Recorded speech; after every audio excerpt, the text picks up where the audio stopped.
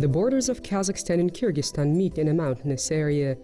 Among the range of peaks which geographers define as part of the northern Tian-Shan, the leading one is the Trans-Alatau mountain range.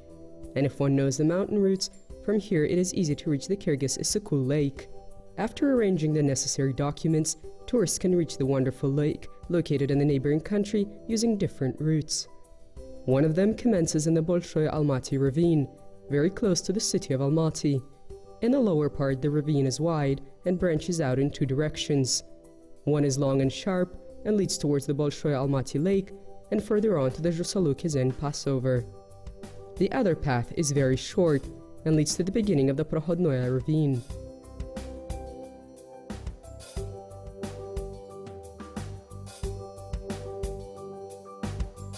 From here commences the route along which it is possible to get to the mountain lake Issyk-Kul.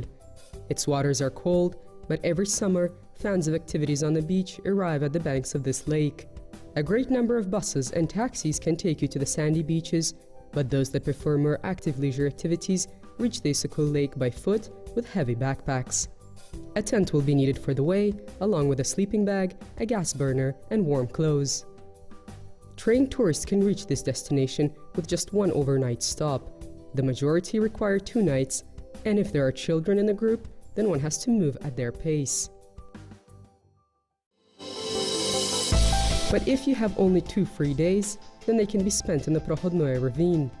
It is not frequently visited, and that is why no one will disturb you from enjoying nature.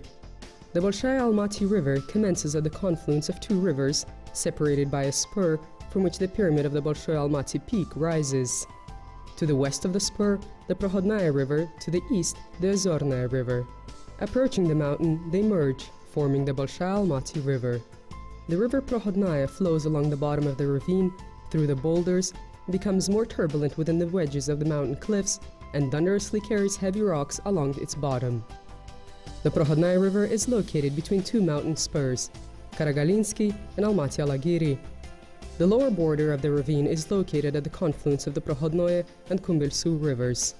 During the Second World War, a place for the treatment of wounded was established here, and people recovered quickly due to the mineral and radon water sources located in this territory. This sanatorium, located at a height of 1,800 meters above sea level, existed for many years. There was a time when a charter bus traveled here from the city.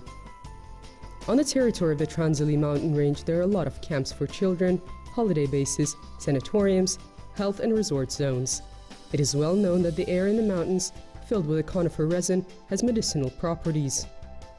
Not far from the sanatorium, a waterfall is located. The water flows along the vertical hills, crosses the route, and continues flowing down towards the river, which leads towards the bottom of the ravine. From here, it is possible to get to the other bank along a wide pipe and find a cozy field for resting areas, which are called terra. But in the upper ranges of the ravine, it is better to continue along the right bank. The path is divided into 2 forks, which lead in different directions, but then merge again into a single path. Along the way, big water streams are encountered. We will have to go around the hill that is falling apart on the top, then cross the wondrous fields covered in rich motley grass, which interleaves with the coniferous forest, go past the Aloshkinova Bridge, which was named after a fellow who fell into the water while crossing the place of the confluence of the 2 rivers into the stream that flows from the Joly passover. From this point on the other bank, a view opens up to the Pilu Peak and to the frontal moraine of the glacier, within the confines of which the Lomankina passover is located. Finally, the path leads us out onto the western hill of the Bolshoy Almaty Peak. From its slopes in the southeast, it is possible to see the northern snowy hills with drift sites on the hills of the Karniznoy Peak. This is where the tourist peak is located. From Almaty to the Issyk-Kul Lake along this road, the distance is around 85 kilometers. The route is popular among mountain tourists, marathon runners, cyclists, who cross this way to the Kyrgyz lake in one day, starting out from the Cosmos station.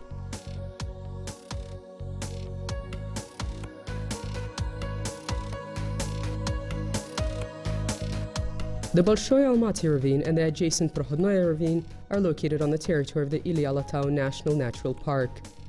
The mountainous diversity is enriched by the latitudinal belts. Higher up, the plant flora changes.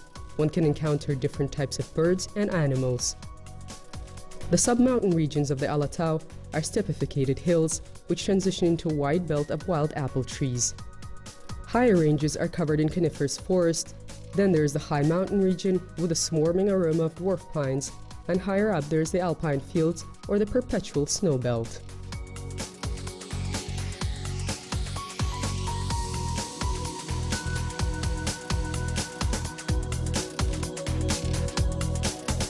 The Ili Alatau National Natural Park is located on the northern hill of the Trans-Ili Alatau. It extends for a distance of 120 kilometers from the Chemalgan River in the west and to the Turgen River in the east. And in width, its territory covers 30 kilometers. The northern Tian-Shan range is comprised of foothill flatlands, mountain hills and valleys, plateaus, lake basins, and riverbeds. The range of high-rise landscapes and adjacent ecosystems of the northern Tian-Shan are protected touristic sites. Here, around 2,000 types of plants, around 140 types of birds, and a number of types of fish and reptiles, 190 types of animals, including the Tian-Shan brown bear, the Turkestan lynx, the moral, the roe deer, the Siberian mountain goat, and others can be found. Every altitudinal belt forms a homogeneous, in terms of environmental conditions, area. And traveling across the Prohodnoye ravine, one can observe how the coniferous forest becomes less dense before entrance onto the path towards the Rusai-Kazan Passover, where the scientific base for observing cosmic rays, or the Cosmos Station, is located. As tourists joke, the best moment of the expedition is the encampment site. Setting up a tent is a matter of minutes, but preparing lunch requires more time. This type of travel is convenient because one does not need to carry drinking water with them, because along the entire route, nearby there is a river.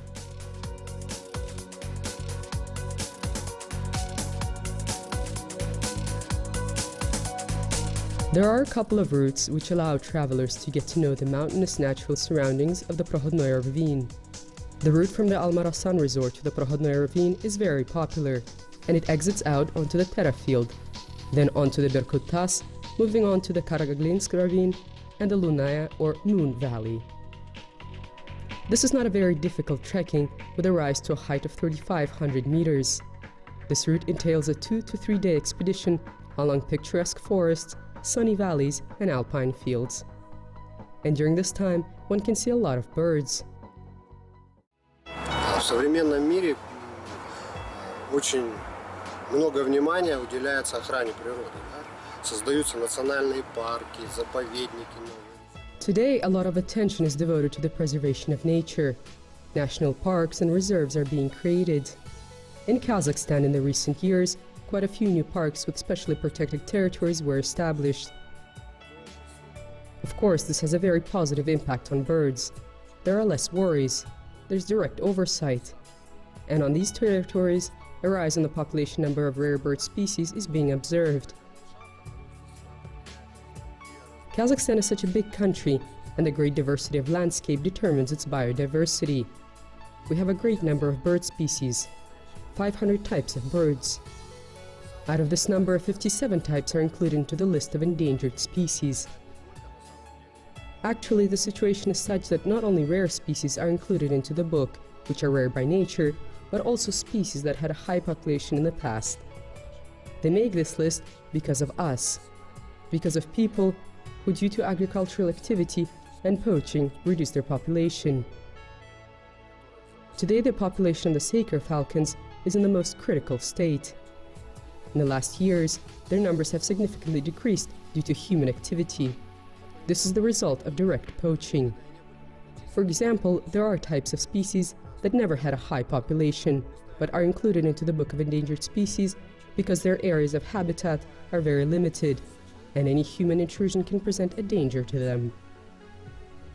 For example, this concerns the ibisbill, which populates the mountains, rivers, and pebble beds. At the moment, around 10 to 15 habitat areas of these birds are known to us, and there is a population of 150 or at a maximum 200 breeding pairs. For now, there is no immediate danger, but these birds are very vulnerable because they inhabit a relatively small territory. And for example, a flock of cattle can lead to the death of a number of breeding pairs. In the mountains, the change in the natural zones occurs more rapidly with a greater contrast than in the flatlands. The territory of the National Natural Park encompasses low, mid, and highland mountain landscapes. They are inhabited by birds characteristic for Europe and Siberia. These are owls, chickadees, and woodpeckers. Even birds from Central Asia can be encountered here. In the dwarf pine areas, one can meet a Mysarber's grosbeak, red-mantled rosefinch, painted tit warbler, and the white-tailed rubythroat. One can encounter rare birds that were included into Kazakhstan's Book of Endangered Species. These are the golden eagle, the bearded vulture, and the river valleys are inhabited by one of the rarest birds, the ibisbill. And ornithologists from all over the world come to the Transili Alatau to see it. One of the places of habitat of the ibisbill is the Bolshoy Almaty Lake, which can be reached from the Joly passover. This route is called a ring-shaped route. After passing the Perehodnoye ravine, climbing up to the passover, and descending to the beautiful lake from which water flows along a pipeline, it is possible to descend along this pipeline or by going down the asphalt road, which in the end will lead you to a fork road at the lower part of the ravine.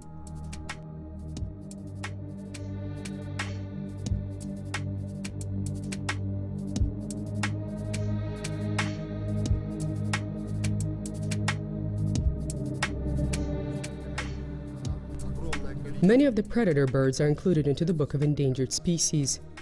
Overall, the situation today is such that perhaps the majority of large predator birds deserve to be included into this book.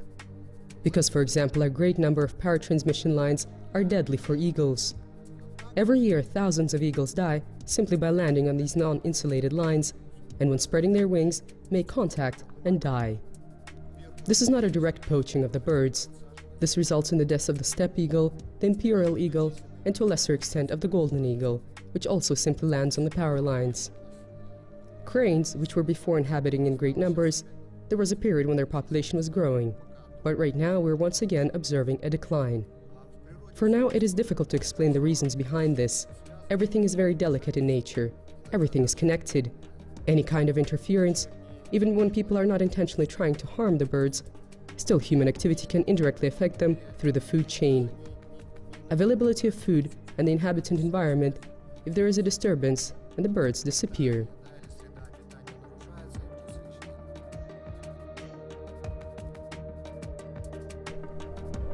Going off on a mountain expedition with guides who know these places well, you will hear many interesting stories. For example, there is a legend about the Alpine woman, a spirit of a woman whose son did not return from the mountains. According to the tale, her spirit wanders through the ravines in search of another soul, and at night comes close to the tourist camps. Other stories tell the tale of the Tian-Shan young woman. Once, two friends set up a tent in the mountains in order to go for a climb in the morning, and thus open up the summer season. After drinking a cup of coffee, they went to bed a bit earlier, and at night, one of them heard a woman's voice. Someone was asking for matches.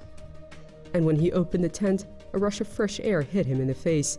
There was a full moon, and the peaks of the mountains were clearly seen against the starry sky. The camper was surprised that the late-night guest was dressed in a white dress that looked like a sari. In the mountains, one would not wear clothes like this, because in the high ranges there was still snow. But he took the matches that were lying next to the gas burner and gave them to the woman. She reached out her hand and in a strange manner moved away through space.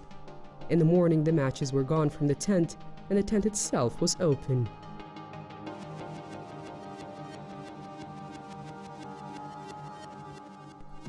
In many mountain systems, one can hear many stories of the snowman.